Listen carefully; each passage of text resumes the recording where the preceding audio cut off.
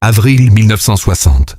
Sur les rives tumultueuses de l'Atlantique, un souffle nouveau se lève, vibrant d'espoir et de promesses. Ce n'est pas simplement le vent de l'Harmattan, mais un souffle de liberté qui caresse les âmes.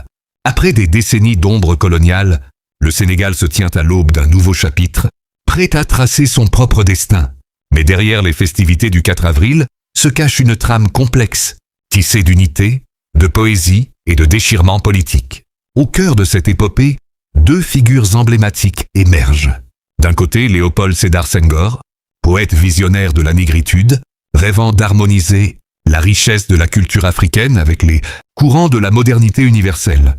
De l'autre, Mamadou Dia, homme de chiffres et architecte rigoureux, nourrissant l'aspiration d'un développement profondément ancré dans le terroir sénégalais. Ensemble, ces deux hommes ont œuvré, pas à pas, pour négocier le transfert des compétences, révélant ainsi qu'ils ne se contentaient pas de libérer un territoire, mais de réveiller une conscience collective.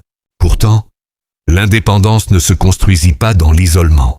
Le Sénégal caressait un rêve plus vaste, celui de la Fédération du Mali, une union fraternelle avec le Soudan français, un géant d'Afrique de l'Ouest. Mais l'ambition se heurta à la dure réalité. En août 1960, l'union se brisa, laissant Dakar et Bamako se séparer, comme deux rivières qui suivent des cours divergents. Le Sénégal, désormais seul maître de son navire, conserve le 4 avril comme un symbole éternel de son envol vers l'avenir. Chaque 4 avril, le Sénégal ne célèbre pas seulement un accord politique, il célèbre une identité, celle d'un peuple qui a su transformer les épreuves de l'histoire en une démocratie stable et vibrante. Car comme le disait Senghor avec sagesse, la nation est une volonté de vivre ensemble. Et cette volonté, au Sénégal, brille avec une intensité renouvelée, éclairant le chemin vers un avenir radieux.